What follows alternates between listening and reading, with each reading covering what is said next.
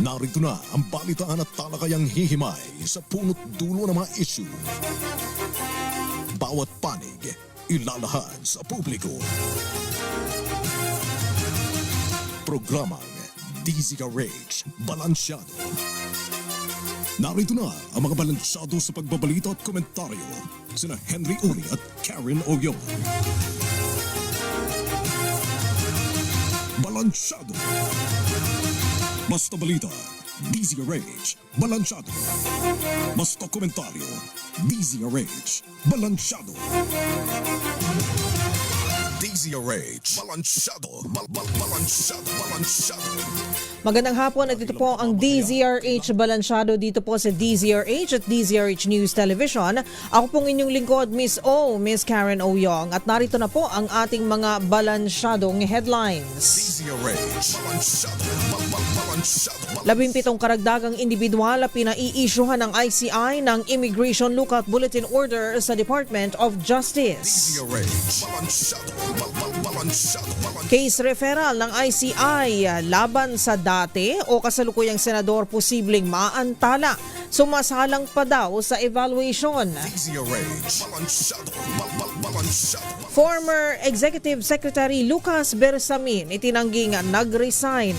May hamon sa mga nagdadawit sa kanya sa umano'y budget insertions. DZRH, Balansyado, Balansyado. Senator Mark Coleta pinagpapaliwanag ng COMELEC dahil sa kahina-hinalang deklarasyon noong 2025 elections. DZRH, Balansyado, Balansyado. Yumaong dating Senate President Juan Ponce Enrile binigyan ng luksang parangal sa Senado at sa Camp Aguinaldo. DZRH, Balansyado, Balansyado. Freelance model na si Gina Lima hindi namatay sa bugbog. Dating kasintahan natagpo ang patay ayon sa QCPD. DZRH, Balansyado, Balansyado. At patay sa hagupit ng superbagyong Uwan, nadagdagan pa, sumampa na sa 33. DZRH, Balansyado, Balansyado. Ang ating oras, 19 na minutos makalipas ang alas 5 ng hapon at ngayon para sa detalye ng ating mga balansyadong balita. DZRH, Balansyado, Balansyado. Pinai-issuehan ng Independent Commission for Infrastructure sa Department of Justice ng Immigration Lookout Bulletin Order o ILBO ang 17 individual kasama ang dating DPWH officials at opisyal ng SunWest Corporation. Kabilang sa hinihinala ng ICI na ma-issuehan ng ILBO ang mga sumusunod: si Gerald A. Pacanan, CESO 3 na Regional Director ng DPWH Mimaropa Region 4B, si Jean Ryan A. Altea, Assistant Regional Director, Ruben C. Santos Jr., Assistant Regional Director, Dominic G. Serrano, Hepe ng Construction Division ng BAC at BAC Chairperson, si Aderma Angeli D. Alcazar, President and Chairperson ng SunWest Board of Directors. Sa sulat ng komisyon si DOJ, binanggit nila na salig ng kanilang hiling sa mga kasong kriminal na inihain ng Ombudsman sa Sandigan Bayan kahapon laban sa mga opisyal ng DPWH at SunWest Corporation kaugnay ng umano'y ghost flood control projects. DZRH, Balansyado. Maaantala naman ang paghahain ng Independent Commission for Infrastructure ng case referral sa Ombudsman laban sa 3 dati o kasalukuyang senador. Ayon kay ICI Chairman Andres Reyes, sumasalang pa ito sa kanilang ebaluasyon dahil sa ikalawang supplemental affidavit ni dating DPWH Yusek Roberto Bernardo. Maari anyang madelay ng 10 araw ang panibagong referral ng komisyon na nakatakda sanang iakyat sa Ombudsman ngayong linggo. Pakinggan at panuorin po natin ang pahayag ni ICI Chairman Andres Reyes. We are evaluating everything because of the affidavit of Yusek Bernardo. So we're studying that. So we'll have a delay of maybe 10 days from last Friday. Hopefully we'll finish it. At iyan po ang tinig ni ICI Chairman Andres Reyes. Una nang sinabi ni ICI Executive Director Attorney Brian Hosaka na isusumiti rin sa kanila ni Bernardo ang affidavit na binasa nito sa pagdinig ng Senate Blue Ribbon Committee. DZRH, balansyado. Hindi kilala ng Independent Commission for Infrastructure ang mga nagpapanggap umunong kinatawan ng komisyon para mangikil sa ilang kongresista. Ayon kay ICI Chairman Andres Reyes, may mga tao talagang maraming abilidad para makapangikil pero walang bago rito. Sa impormasyon ng DZRH 2x2, nilalapitan ng nagpapakilalang kinatawan ng ICI ang ilang kongresistang sabit sa flood control scandal. Inaalok umano silang tatanggalin ang kanilang pangalan mula sa report ng Independent Commission na kapalit ng minimum na bayad na 100 million pesos. Katumbas ng isang flood control project sa Bulacan. Una na rin sinabi ni ICI Executive Director Attorney Brian Hosaka na ito ang unang pagkakataong narinig ng komisyon ang impormasyon. Nakahandaan niya silang ipasilip ito sa kinauukulang criminal investigating agencies kung may mas beripikadong detalye ang maisusumite sa kanila. Narito po muli si ICI Chairman Andres Reyes. Well, we don't know who these people are, but alam ang Pilipino, maraming abilidad para mag-extort ng pera. And it's nothing new in our country. Thank you very much. At yan po ang tinig ni ICI Chairman na Andres Reyes. DZRH, balansyado. Samantala, ni-raffle na ng Sandigan Bayan ang unang batch ng mga kaso laban kay dating Ako Bicol Representative Zalde Co at 17 iba pa kaugnay ng umano'y irregularidad sa 289.5 million pesos road dike project sa Nauhan Oriental, Mindoro. Tatlong magkakahiwalay na division ng Anti-Graft Court ang hahawak sa tatlong kasong isinampa ng Office of the Ombudsman na kinabibilangan ng 2 bilang ng graft at 1 bilang ng malversation through falsification. Mapupunta sa 5th Division sa pangunguna ni Associate Justice Zalde Trespeses ang isang graft case na kinasasangkutan ni Ko at ilang opisyal ng DPWH Mimaropa at board members ng SunWest Corporation. Habang ang hiwalay pang graft case kaugnay sa umano'y pagtanggap ni Ko ng unwarranted financial or pecuniary benefits ay naraffle naman sa 7th Division na pinamumunuan ni Associate Justice Lorifel Lacap Pahimna. Samantala, ang kasong malversation laban kay Ko at iba pang respondents ay napunta sa 6th Division sa ilalim ni Associate Justice Sarah Jane Fernandez. Sisimulan na bukas ang bidding para sa 7 luxury cars na pag-aari ng mag-asawang Curly at Sara Diskaya. Ayon kay Attorney Chris Bendijo, Deputy Chief of Staff ng Bureau of Customs, mayroon ng hanggang 10 rehistradong bidder ang sasali sa auction. Kabilang sa mga sasakyang ibebenta ay ang Mercedes-Benz G500, ang Lincoln Navigator, Toyota Tundra, Bentley Bentayga, Mercedes-Benz G63, Toyota Sequoia at Rolls-Royce Cullinan. Nagkakahalaga ito ng 5 million pesos hanggang sa higit na 40 million pesos bawat isa. Kinumpiska ng custom sa mga naturang sasakyan dahil sa bigo ang mag-asawang Diskaya na makapagpakita ng kaukulang dokumento na magsasabing lehitimo ang pagpasok ng mga ito sa bansa. DZRH, balansyado.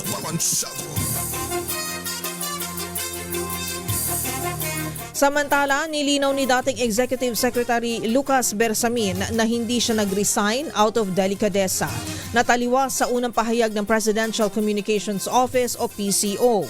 Sa panayam kay Bersamin, sinabi nito na ang tanging dokumento na pinirmahan niya ay isang liham na nag-acknowledge na napalitan na siya at ginawa niya ito kahapon, November 18. Ayon kay Bersamin, nabigla siya sa pahayag ng PCO dahil hindi muna siya kinonsulta. Pero tinanggap pa rin ang pagpapalit dahil ang kanyang posisyon bilang Executive Secretary ay serving at the pleasure of the President. Binigyang diin ni Bersamin na nais niyang itama ang maling impresyon na kusa siyang nagbitiw dahil ayaw niyang isipin ng publiko na guilty siya sa mga ibinabatong akusasyon. Pakinggan po natin si dating Executive Secretary Lucas Bersamin. Masarap pakinggan yung out of delicadeza. Pero hindi naman totoo yan. Hindi ako nag-resign. The only letter that I sent regarding my position na wala na was that letter I signed yesterday late afternoon. Na sinabi ko, I bow to the prerogative of the President. Yung submit to the prerogative of the President to replace me. Kasi that is the nature of my tenure at the pleasure of the President. So wala, I will not also validate na may resignation ako kung wala. At yan po ang tinig ni dating Executive Secretary Lucas Bersamin. DZRH, balansyado. Samantala, maring itinanggi ni dating Executive Secretary Lucas Bersamin ang pagkakadawit niya sa umano'y illegal na insertions sa 2025 national budget. Ito ay matapos ibunyag ni Senate President Pro Tempore Panfilo Ping Lacson na nalaman niya mula kay dating DPWH USEC Roberto Bernardo na sinabi umano ni Bersamin na siya na ang bahala sa 52 billion pesos na insertion sa budget. Ayon kay Bersamin, hindi may tuturing na credible source si Bernardo dahil mukhang pawang hearsay lamang ang impormasyong hawak nito. DZRH, balansyado. Maring pinabulaan na naman ni House Deputy Speaker Ronaldo Puno ang mga report na papalitan niya umano bilang House Speaker si Congressman Faustino D. III. Nilinaw ni Puno na bilang isa sa mga lider ng Kamara, sinusuportahan niya si D at ang liderato nito ngayong 20th Congress. 3 buwan pa lamang sa pwesto si D mula noong mag-resign si Congressman Martin Romualdez matapos siyang idawit sa flood control scandal. Ngayong nasa gitna ng krisis ang administrasyon, ilang mga mambabatas ang nagsabing kailangan ng malakas na House Speaker na may suporta sa mayorya upang maiwasan ang posible umanong impeachment laban kay Pangulong Bongbong Marcos. Si D ay kapartido ni Pangulong Bongbong Marcos sa Partido Federal ng Pilipinas habang si Puno ang chairman ng National Unity Party. DZRH, balansyado.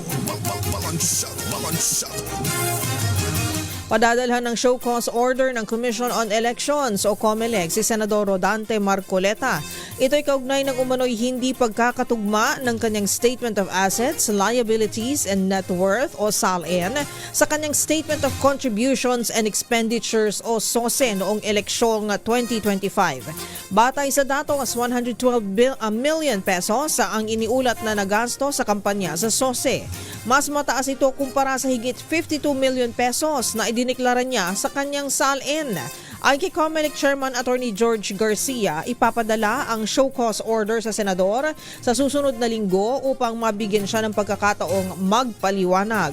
Kung mapapatunayang pineke o mali ang deklarasyon sa SOSE ni Marcoleta, posibleng mahaharap siya sa kasong perjury o paglabag sa election law. DZRH, balansyado. Nag-alay naman ng madamdaming necrological service ang mga dati at kasalukuyang senador para kay dating Senator Juan Ponce Enrile na kilala rin bilang Manong Johnny sa mga empleyado ng Senado. Dumating ang kabaong ni Enrile sa Senado bandang alas 9 ng umaga at agad na dinala sa plenary hall para sa programa. Kabilang sa mga dumalo sa necrological service, sina dating Pangulo at ngayon Congresswoman Gloria Macapagal Arroyo at dating Senator Richard Gordon na parehong nagbigay ng mensahe sa yumaong political leader. Dumalo rin at nagbigay ng kanya-kanyang eulogy sina Senate President Tito Soto III, Senate President Pro Tempore Ping Lacson, Senate Majority Leader Mig Zubiri at mga senador na sila Erwin Tulfo, Robin Padilla, Jinggoy Estrada at JV Ejercito. Ibinahagi ni Senator Lacson kung paano inihabilin sa kanya ni dating Senator Juan Ponce Enrile ang legislative staff nito nang siya'y matalo sa 2001 elections. Pakinggan at panuorin po natin si Senator Ping Lacson. Unfortunately, the mentor lost. And ironically, the mentored won. After the election, you asked me na sabi mo sa akin, Ping, kunin mo yung aking mga legislative staff. Magagaling yun. Of course I did. So in my first term as a senator, my office was not built from scratch. It was built on trust. 25 years later, they are still with me. Samantala matapos matanggap ang Senate Resolution number 30 na nagpapahayag ng pakikidalamhati ng Senado, nagpasalamat ang anak ni JPE na si Katrina Ponce Enrile sa lahat ng nagbigay pugay sa kanyang ama. Pakinggan at panuorin po natin si Miss Katrina Ponce Enrile. That although Manong Johnny's door is closed, his spirit of mentorship and grace remains forever open. Thank you for the 23 years of calling him Manong Johnny. Thank you for proving him right about what this chamber could be. Maraming salamat po. At yan po ang tinig ng anak po ng yumaong dating Senate President Juan Ponce Enrile na si Katrina. Samantala, binigyan pugay ng kagawaran ng tanggulang pambansa ang dating pinuno na si yumaong Secretary Juan Ponce Enrile. Dinala sa Camp Aguinaldo ang mga labi ng dating senador at kalihim na sinalubong ng Arrival Honors. Nanguna sa Arrival Honors sina DND or Department of National Defense Secretary Gibo Teodoro kasama ang pamilya ng dating opisyal. Tinawag ng departamento na icon ng Defense Policy at Strategy sa Enrile na nagsilbing Defense Minister noong panahon ni Pangulong Marcos Sr. at Pangulong Cory Aquino. DZRH, balansyado.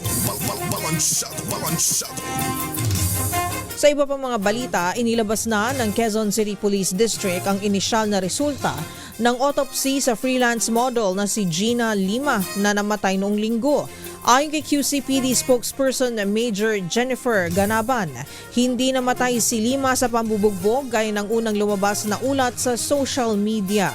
Base sa autopsy, ang nakitang pasa sa kanyang hita ay non-fatal external injuries.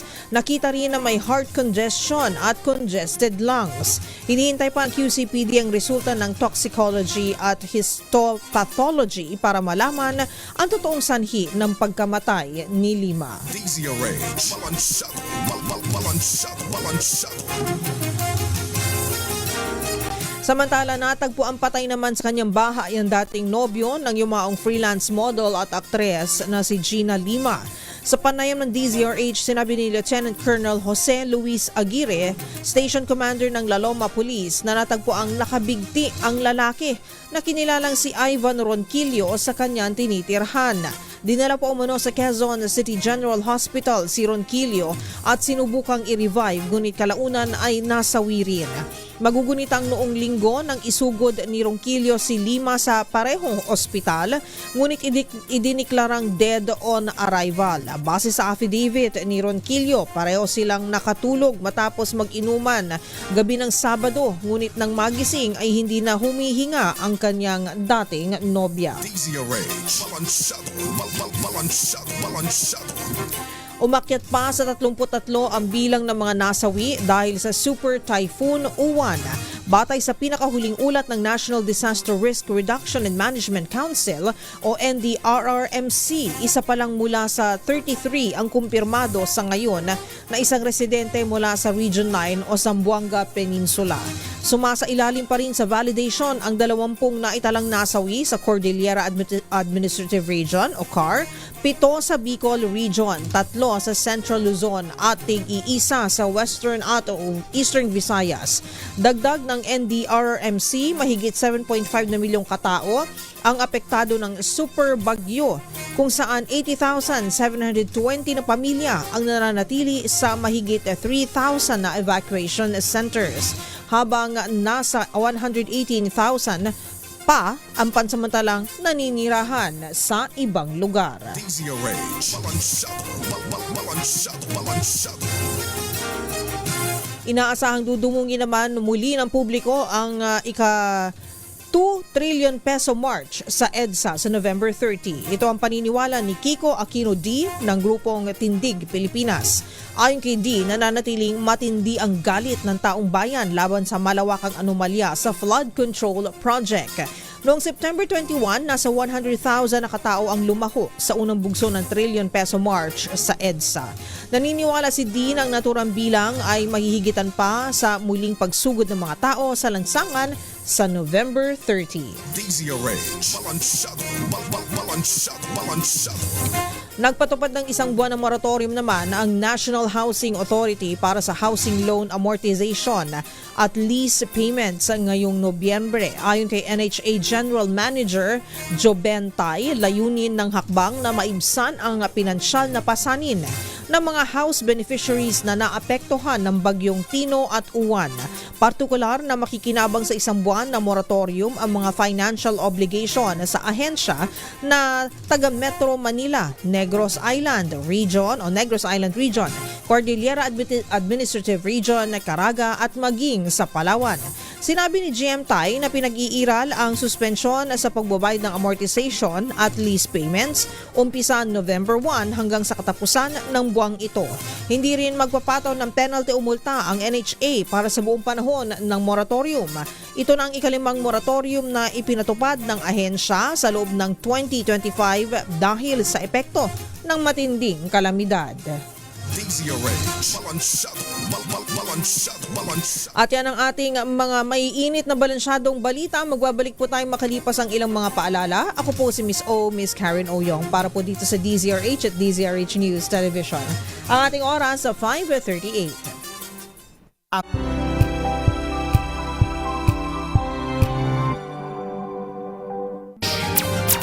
Pilipinas sa ating oras 5:48 ng hapon. Balansyadong issue. DZRH, balansyado. Nagbabalik po ang DZRH Balansyado dito lamang po sa DZRH at DZRH News Television. Magandang hapon po sa ating lahat, sa mga nanonood at nakikinig sa radyo sa 666 on the AM band. Ayan po sa 666 kHz. Sa ating channels naman po natin, Cable Channel Sky, Cable Channel 129, Signal Channel 18, Destiny Cable Channel 129, Cable Link Channel 3, Bicol CATV System TVZ Cable Network, JP Cable TV at Madera Cable TV. At online rin po tayo live streaming sa ating Facebook page at sa ating YouTube channel. At ako pa rin po ang inyong lingkod, Miss Karen Oyong, at nasa linya na po natin ang Deputy Chief of Staff ng Bureau of Customs. Tatanungin po natin siya kung anong mga preparasyon para sa nalalapit po na pagbubukas o pagsisimula ng bidding para dun po sa 7 luxury cars na pagmamayari po ng kontrobersyal at pinag-uusapan nga yung mag-asawang contractor na si Curly at Sara Diskaya. Pangarap mo ba, friend, magkaroon ng Mercedes-Benz, ng Lincoln Navigator? At ang pinakabongga ay ang Rolls-Royce. Pronounce ko nito, Cullinan. Ayan po. At yung magandang payong sa Rolls-Royce, nako baka ito na po ang inyong tsansa. O diba? Dahil ibibenta at ibibidding na po ito bukas ng Bureau of Customs. So, nasa linya na po natin si Attorney Chris Bendijo. Attorney Chris, welcome back sa ating programa at buti ay nahanap ka namin. Nasa BOC ka na pala, Attorney Chris. Congratulations po. Karen, magandang gabi po. Salamat po sa congratulations. Pagbati po mula sa ating Commissioner Aurelio Pomoceno at ng mga kawani po ng Bureau of Customs. Yes, malaking event ito. Big event, ika nga. Yung pagsisimula ng bidding para sa luxury cars na mag-asawang Curly at Sara Diskaya. So this is part, of course, of the government or your mandate, tama po, sa BOC. Ano po ba ang rason po muna? Kayo na po mag-explain bakit binibid po natin itong mga sasakyan na ito o kung ano man pong mga na-seize po natin na mga cargo po na dumaan po sa ating Bureau of Customs. Attorney Chris. Tama po yan, no? Magbalik tanaw lang po tayo ng kaunti.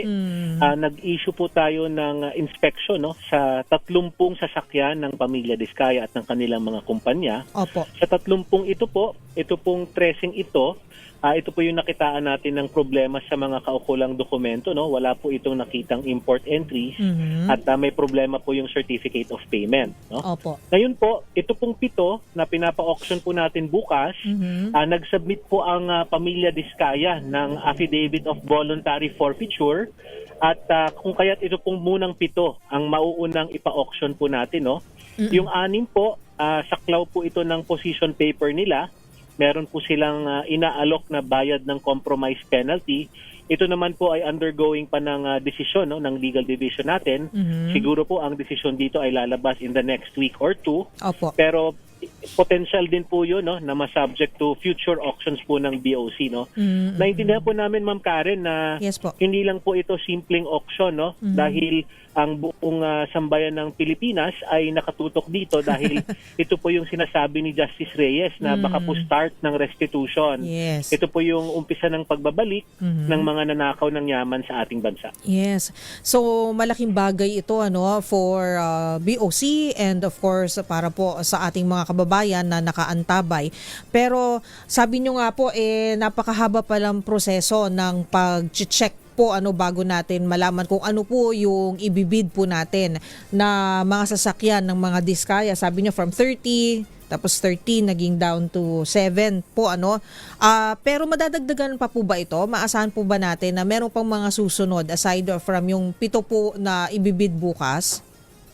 Yes, Ma'am Karen, no? Yung pong 6 na subject ng kanilang position paper, in the event po, no, na maging desisyon ng BOC is forfeiture pa din, ito naman din po ay masasubject ng future auctions, no? Yung 17 naman po, mabanggit ko na din po, Opo. nakatanggap po ang Bureau of Customs ng Notice of Restraint and Levy mula naman po sa Bureau of Internal Revenue. So ito naman pong 17 na sasakyan pa po nila, ay ito turn over din po namin yung costo dito sa BIR eventually po. So baka po ito ay dumaan naman sa ibang pamamaraan ng auction ng BIR. Okay. So hindi po lahat ng auction po ay si BOC po ang magsasagawa. Pwede rin po yung ibang ahensya po ng gobyerno. Depende po siguro sa naging violation, pagkukulang problema. Tama po ba? Tama po talaga yung sinabi ninyo. Ito pong 13 ito, no?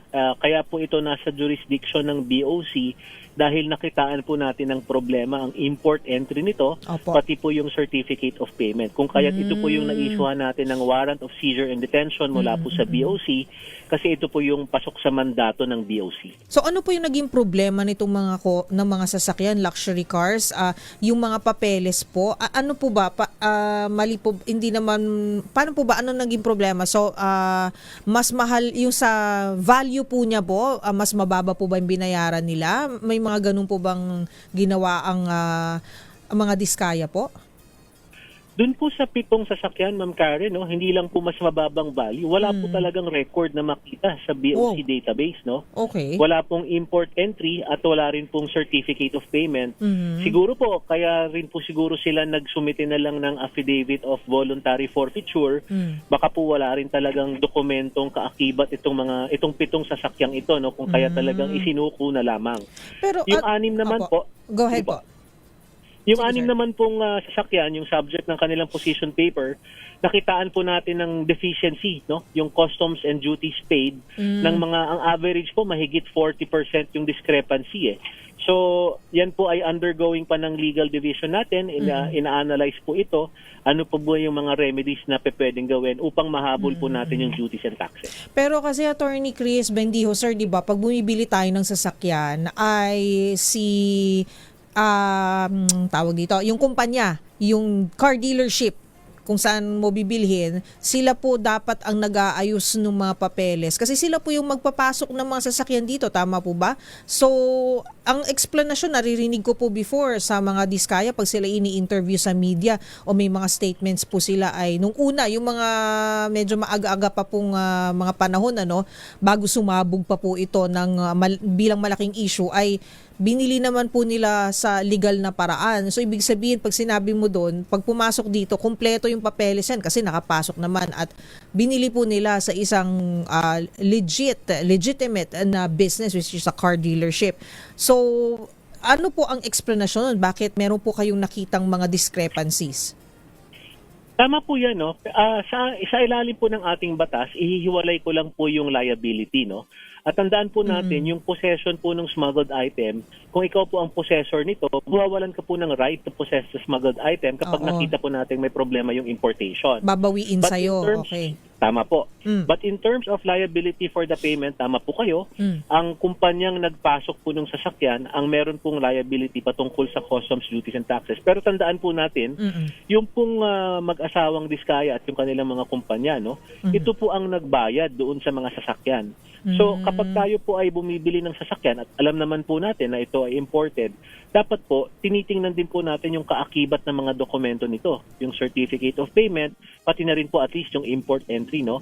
Dahil kapag hindi po natin nakita yung certificate of payment, dapat po meron tayong pag-aalinlangan na bilhin ito dahil meron pong presumption na ito ay smuggled na item. Ayun. So, due diligence din po sa mga bibili po ng sasakyan, lalo na kung una, luxury vehicle po ito at pangalawa, ito ay imported na manggagaling po sa ibang bansa at ipapasok ko dito. Tama po ba yan, Attorney Chris? Tama po yan, no? Hindi porket nandito po yung sasakyan ay mag-a-assume na lang po tayo, no, na ito ay may kaukulang dokumento. Hanapin po natin yung mga kaukulang dokumento, kagaya po ng certificate of payment, at bukod po dyan, tingnan din po natin yung kaakibat na buwis na binayaran. Kasi minsan po, iniiba nila yung deklarasyon ng sasakyan, Opo. yung mas mababang variant o kaya mas hindi luxurious vehicle ang idedeklara upang mas mababang buwis ang binabayaran. Pero pag nakita naman po natin, halimbawa, napakamamahaling sasakyan pero ang binabayarang buwis ay nasa 100,000 lamang, magduda na po tayo na ito po ay subject ng unlawful importation. Nako, ayan. So kahit sabihin na buyer lang ako, may responsibility pa rin talaga tayo na i-check kung tama yung taxes na binayaran at yung mga dokumento ay kompleto. Now, ang balita, Attorney Chris Noel Bendijo, sir, ay meron na pong 10, tama po ba kami? 10 na po ang nagrehistro para sumali sa bidding, sasali sila sa auction bukas. Ano po ba yung proseso kung gusto nyo pong sumama sa bidding o sumali sa bidding? Meron po tayong registration process, no? Magbabayad po tayo ng registration fee na 5,050 pesos. Okay. Bukod po dyan, kailangan po nating magsumite ng ating ITR or ng business tax return at ebidensya ng kaukulang pag-receive at pagbayad sa Bureau of Internal Revenue upang makita naman po natin na meron po kayong purchasing power, no? Bukod po dyan, Okay. magdadala din po tayo ng ating pambayad on the day of the auction dahil kapag kayo po ang na-announce na winning bidder, no, kailangan nyo pong bayaran yung buong halaga ng inyong bid, no?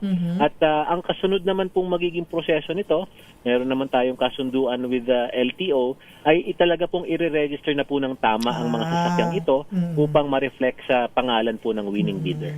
Kailangan po ba, Attorney Chris, ay in cash? Pwede po bang ang tawag dito, parang sa credit card, no? I-monthly installment, kailangan buo na babayaran. Paano po yung mode of payment? Pwede bang manager's check, cheque, cash, credit card? Paano po yun, Tama Attorney? po yan, no? Ang sa madaling salita po, ang ating mode of payment ay kailangan po nating mapunan yung buong halaga ng ating bid. Hindi na po natin pwedeng hulugan monthly, no? So tama Okay. po kayo kung ano po yung mga parang treated as good as cash, no? Yes, Siyempre oo. kapag cash, tatanggapin po yan. Manager's check, kasama din po yun sa ating mga tatanggapin. Opo. At yung iba pa mong mga pamamaraan na meron po tayong sa bangko, at nang sa ganun po matiyak ng ating pamahalaan na yung buong halaga ng inyong bid ay makukuha po natin. So, sa balita po, Attorney, 5 million hanggang 40 million yung kumbaga presyo nitong mga sasakyan, itong 7. So these are very high-end luxury brands, Mercedes, Lincoln, Toyota Tundra, may Bentley, Rolls-Royce, may ganun po, ano. So, ito po bang magbabase dito yung ating bidding? Or, syempre pag bidding, pataasan po yan, ano? Tama po? Tama po.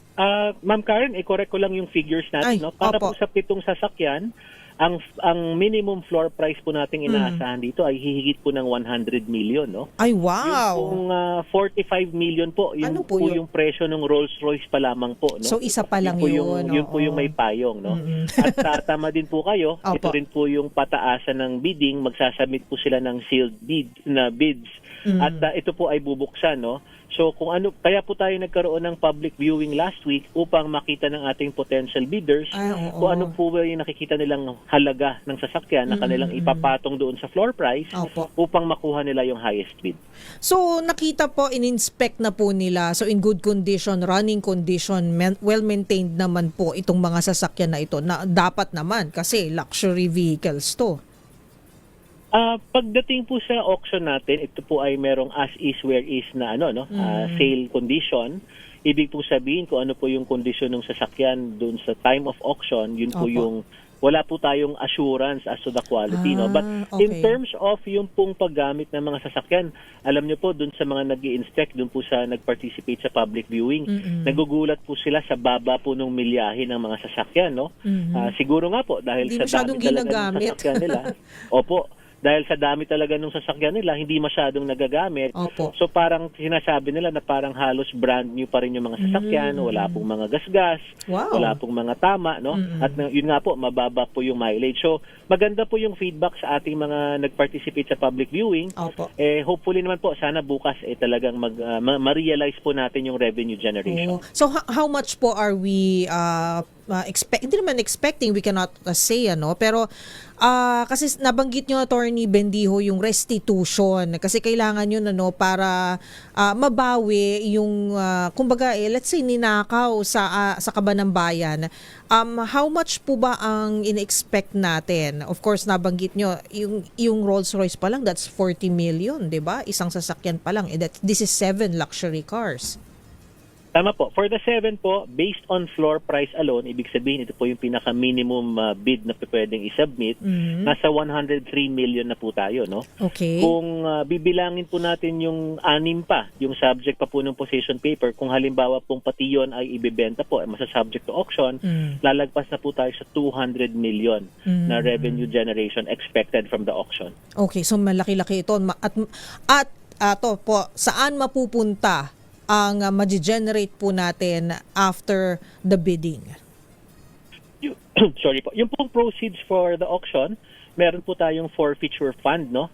Na fund po ng BOC, pero hindi po ito pwedeng galawin ng Bureau of Customs, no? Ito po ay eventually i-revert natin sa National Treasury. So talaga po ang magiging effect po ng exercise ay ibabalik po natin sa kaban ng bayan yung mare-raise po natin mga proceeds. So walang maiiwan sa inyo kahit portion lang. Kasi syempre, I think gumastos din naman po kayo. Kayo po yung nagsagawa ng bidding, kayo po yung nag-ayos niyan. It required a sort of kind of expenses po, Attorney Chris.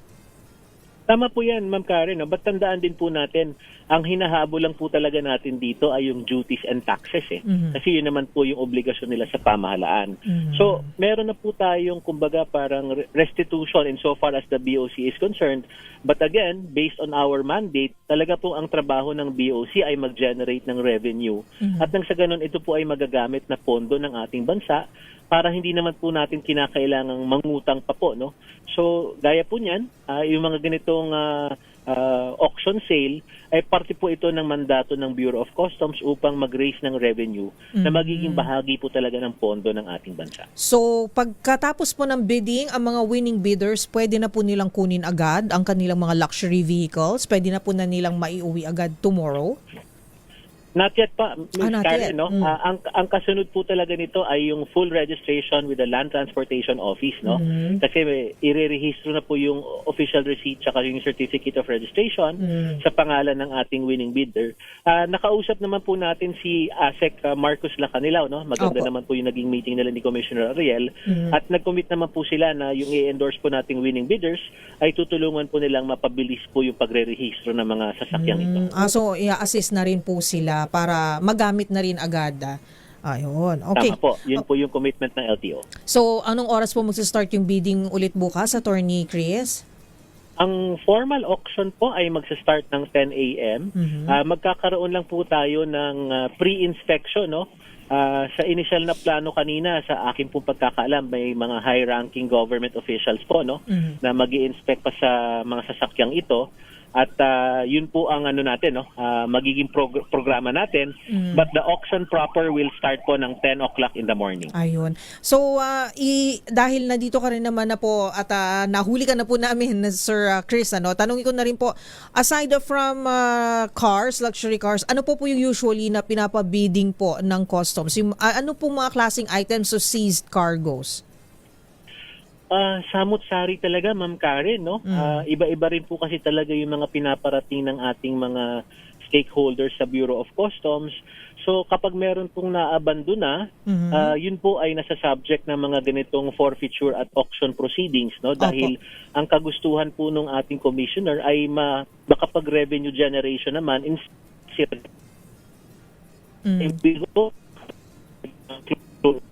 na mga branded na wala pong kaukulang lisensya.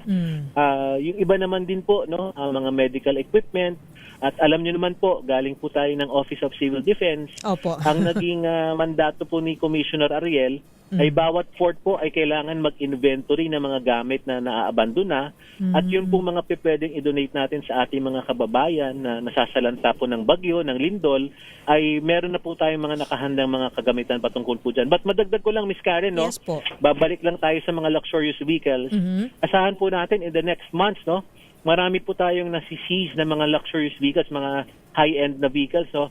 Meron po tayong isang inaabangan dito. Lamborghini ba yan, sir? La Ferrari po yung tawag nila. Okay. Mahigit 200 million po ang isang unit. No? So, binabantayan po natin ito kung ito po ay tutuloy sa auction proceeding. Okay. So, kailan po natin malalaman yan? Siguro po early first quarter next year, magsiset po tayo ng isang malakihang auction patungkol po sa mga sasakyang ito. Wow. Hinihintay na lang po natin yung mga final stages ng ating legal proceedings kung talaga pong ito ay masasubject talaga ng forfeiture in favor of the government. Wow, luxury cars. Hanggang pangarap ko lang yan. Hindi pa nga ako makaupo man lang sa loob ng luxury vehicle. But anyway, good luck sa mga bidders bukas. May the best bidder win. Before I let you go, Attorney, how is the digitalization of the Bureau of Customs? Matagal na po itong kumbaga pangarap ng ating pamahalaan na mawala na po yung human intervention para hindi mabawasan, matanggal na po natin yung korupsyon sa BOC. Tama po kayo, Ms. Karen, no? Talaga pong kailangan natin gumamit ng teknolohiya, particularly yung artificial intelligence, no? Upang talagang mabawasan na paunti-unti ang pag-exercise ng human discretion dahil ito po yung nagbibigay ng mga opportunities for corruption, no? Ang kagandahan naman po, meron po tayong pending na unsolicited proposal via the PPP mode, no? Na yung pong ating CPS ay potentially po magkakaroon na po tayo ng upgrade dito, no? Ito po ay naging stagnant for more than 10 years, no, dahil sa isang kasong na-file noong pa pong 2015 or 2016 kung di ako nagkakamali, no. Opo. So ito po, meron na po tayong slow movement, no. Hopefully naman ito ay maging umpisa ng ating full digitalization kasi sabi nga po ni Commissioner, talagang ito na yung susi, no, upang matanggal natin ang issue ng korupsyon sa Bureau of Customs. Ang kagandahan naman po ay, ito naman po ay fully supported ng ating Pangulo nung kanya pong tinap si Commissioner Ariel na maging Commissioner ng BOC. Suportado po itong mungkahing ito na full digitalization ng ating Bureau of Customs. Okay. And then finally po, last na po talaga, Attorney Chris, yung mga balikbayan boxes ng mga OFWs magpapasko na po. Ano po ba handa na po ba ang BOC sa influx ng mga balikbayan boxes, mga pasalubong galing po sa ating mga kababayan galing sa abroad para sa kanilang mga mahal sa buhay dito sa Pilipinas? Yes, Ma'am Karen, no? Meron po tayong itinaguyod na Balikbayan and Overseas Action Center dahil alam nga po ni Commissioner Ariel na ito po yung panahon ng pagpapadala, no? Unfortunately po, Ma'am Karen, hindi po maganda ang umpisa natin. Meron na po agad tayong tinotroubleshoot, no? Meron po kasing isang malaking kumpanya, no? Isang deconsolidator na nagkakaroon ng problema. At marami po tayong mga OFW na naapektuhan po ng kumpanyang ito, no? Ito naman po ay sinusolusyonan natin. Marami po tayong kinakausap ng mga ibang ahensya. Andyan po yung DMW, andyan po yung OWA. nandyan din po yung mga private sector, no, na may gustong tumulong dahil kawawa naman ang ating mga OFW, no? Mga oo. dugo at pawis ang laman ng bawat OFW box na yan eh. At pagmamahal, attorney, pagmamahal Tama po, nila. No? At Oo. iba rin po talaga yung amoy kapag ka nabubuksan natin yung balikbayan box, no? Talagang Opo. mararamdaman natin na parang nandun tayo kung saan po galing yung balikbayan box na ito. So, tinaguyod po natin yan at meron po tayong tinatroubleshoot na problema agad-agad. But again po, no, we'll be formally launching and making announcements patungkol po sa ating Balikbayan Action Center para naman po meron pong direct line ng ating mga OFW patungkol sa kanilang magiging problema sa mga OFW at balikbayan boxes nila. So meron po marami po bang mga balikbayan boxes na hindi po nakakarating o hindi po ma-release? Meron po bang mga ganun? May mga naghihintay pa po? Unfortunately, Ma'am Karen, opo eh. Yes. Meron po tayong no. ina-address na ganyang problema ngayon patungkol sa isang kumpanya. May mga announcements naman po tayo, no? Sinuspindi na po natin yung accreditation ng kumpanyang ito. Very good. Nag-endorse na rin po tayo ng pagrereklamo sa ating Department of Trade and Industry kasi hindi po tama na ganito pa po yung nararamdaman at nangyayari sa ating mga OFW na napakalaki na lang ng kanilang kontribusyon sa ating ekonomiya. Kung kaya talagang seryoso ang aming misyon, no? Na hindi po pwedeng magkaroon ng mga ganitong kumpanya na magpapatakbo at magdudulot ng problema sa ating mga OFW. Okay. So maraming salamat sa lahat ng update. Medyo marami po tayong napag-usapan ngayon kasi na-miss ka namin, Attorney Chris. Maraming salamat po. At magpo-follow up po kami kung kumusta po yung kalalabasan po ng bidding. Good luck po sa inyo dyan sa BOC. Thank you, Attorney Chris. Thank you for the opportunity. Magandang gabi po. At yan po si Attorney Chris Bendijo, ang Deputy Chief of Staff ng Bureau of Customs o BOC. At ang ating oras 6:12. Magbabalik po tayo makalipas ang ilang mga paalala.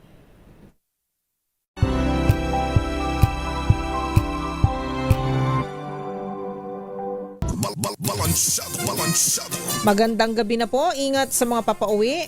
Yung sinabi po pala ni Attorney Chris Bendijo na nasuspend na freight company kasi hindi daw nagbabayad ng duties and taxes. Kaya revoke muna yung kanilang accreditation for 60 days. At nababalita rin po kasi na ayon sa mga reports, itong shipping or freight company na to, meron silang mga shipping containers na mga balikbayan boxes na hindi matagal pong unclaimed. Kumbaga, nakatambak lang po and then unpaid din sa iba't ibang mga ports sa Cebu, sa Manila at saka sa Davao. So, paano na yung mga pag tumatanggap pa rin sila ng mga balikbayan boxes na ipapadala dito sa Pilipinas as hindi naman na i-release, paano ito makakarating sa kanilang mga kamag-anakan, sa kanilang mga pamilya, di ba?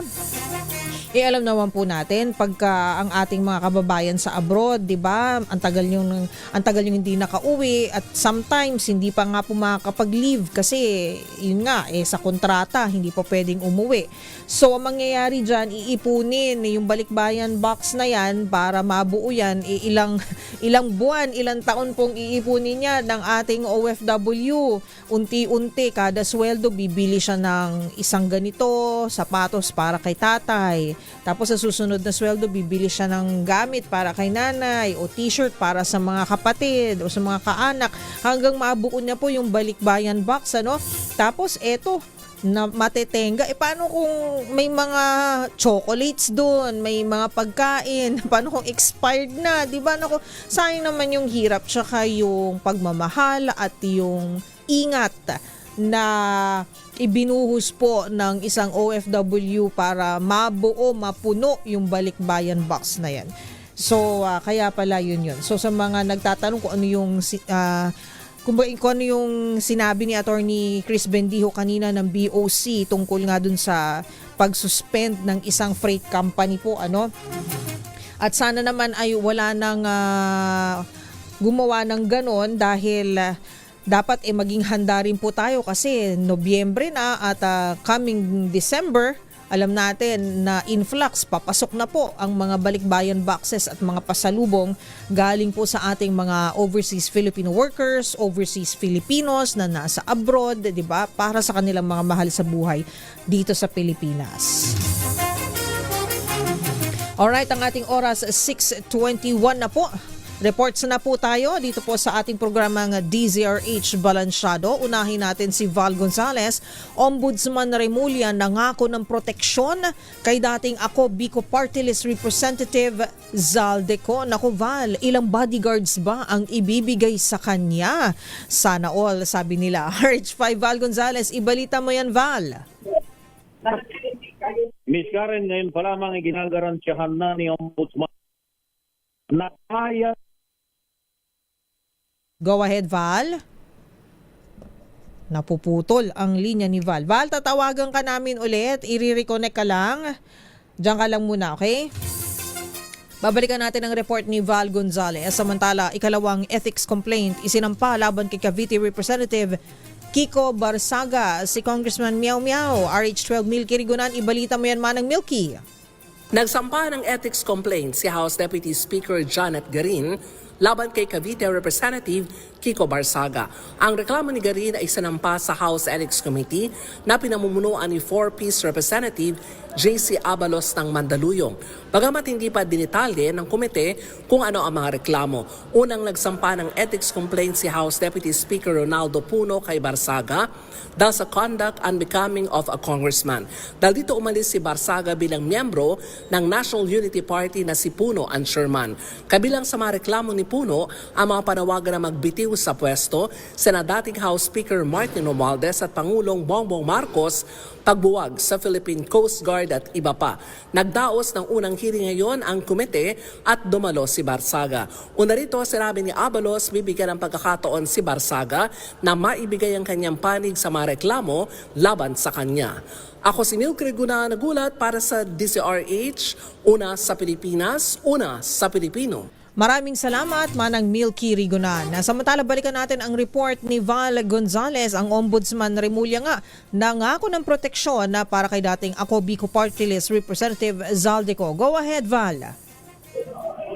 Miss Karen, ngayon pa lamang ay ginagarantiyahan na ni Ombudsman Boying Remulla na kayang bigyan ng tiyak na seguridad at kaligtasan si ex-Congressman Zaldico.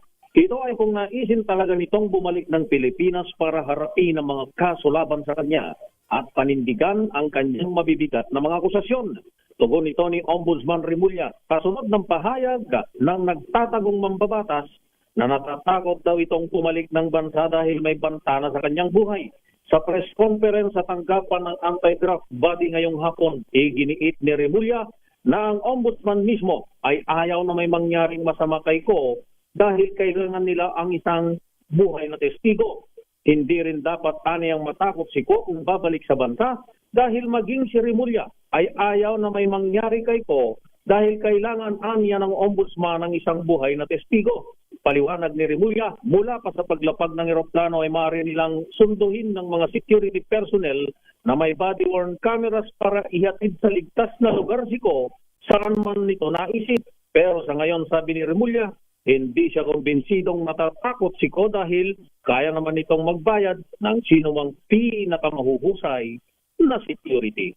Ako si Val Gonzales, DZRH, una sa Pilipinas, una sa Pilipino. Maraming salamat, Val Gonzales. DZRH, balansyado, balansyado. Oo nga naman, kayang-kaya ni ex-Kong Zaldico yan, magbayad ng napakamahal na security kung nanaisin niya. Sana ay pag-isipan nila ng mabuti. Paano kayo pag mag-apply siya for state witness, no? Anyway, sa iba pa mga balita, mga empleyadong JO, yung job order at COS sa gobyerno, dapat madaliin na maging regular ayon kay Senator Raffy Tulfo. RH28 Raymond Adpaas, ibalita mo yan, Raymond. Nanawagan si Senador Raffy Tulfo bilang chairman ng Senate Committee on Labor and Employment sa gobyerno na madaliin ang pagresolba sa problema ng dumaraming job order o JO at contract of service o COS sa mga hensya ng pamahalaan dahil sa kakulangan ng pondo. Sa Senate plenary debate sa 2026 national budget, sinabi ni Tulfo na hindi katanggap-tanggap na patuloy na nag-i-empleyo ang gobyerno ng mga JO at COS, ngunit may 154,986 na bakanteng plantilla position sa iba't ibang ahensya ng pamahalaan. Palagi umanong naririnig na isinisigaw ang no to endo o end of contract, pero ang gobyerno ang numero unong lumalabag nito. Dagdag ng senador, napakaraming kawani sa gobyerno ang 10 hanggang 15 taon nang nagtatrabaho at ang iba ay paritiro na pero job order at contractual pa rin ang kanilang status.